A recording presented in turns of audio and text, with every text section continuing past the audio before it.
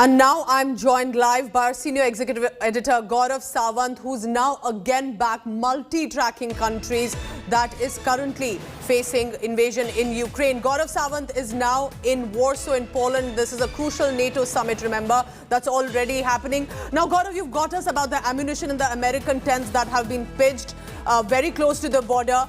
What about these international one-day summits, G7, European Union, all of this, the NATO meetings in one day? How big do you think and significant is it by international standards?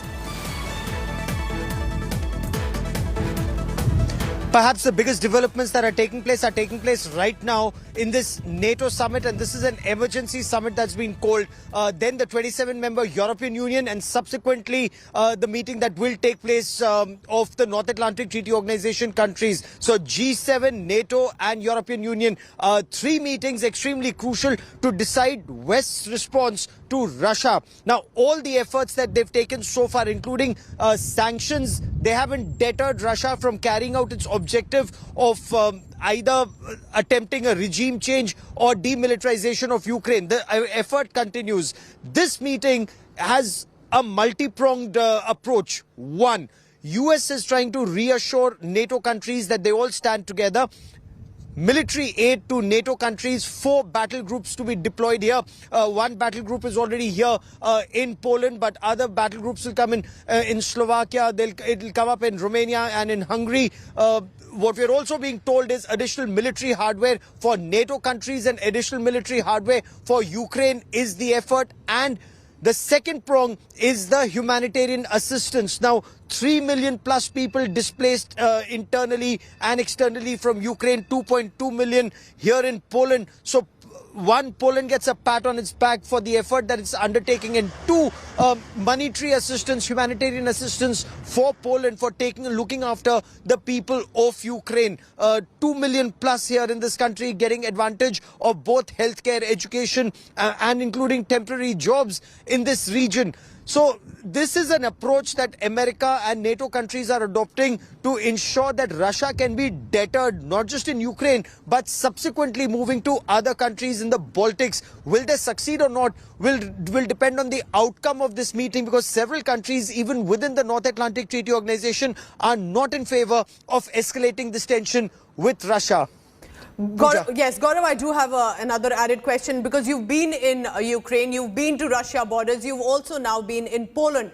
What does the situation look like? It's been already a month. You've been covering this war for more than 30 days now. At this point, Russia is saying, you know, we are ready to have negotiations and business in rubles.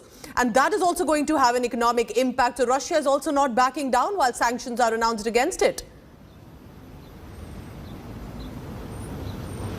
In fact, Russia is on the offensive. Russia is also being equally aggressive.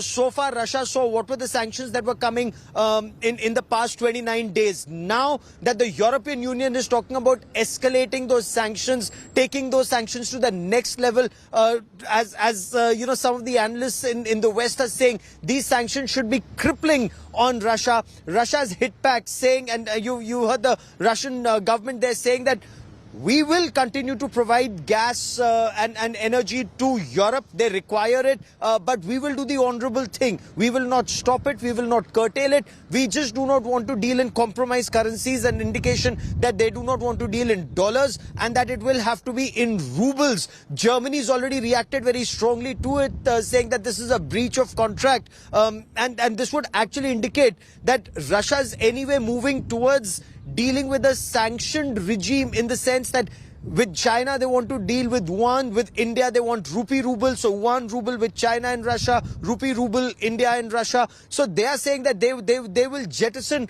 the US currency. So in the long term, it's for the US to consider how comfortable are they with these sanctions and in protecting Ukraine. Yes. For Russia's core demand that they do not want Ukraine to be a part of the North Atlantic Treaty Organization. So now this phase of this battle, day 29 of battle on ground, yes, intense political jockeying, diplomatic jockeying that's taking place right now. It will be very interesting to see how things pan out from this point on, and especially when the US president reaches here in Warsaw, where he meets President Duda and is also likely to visit a humanitarian assistance camp where there are a large number of Ukrainian refugees housed here.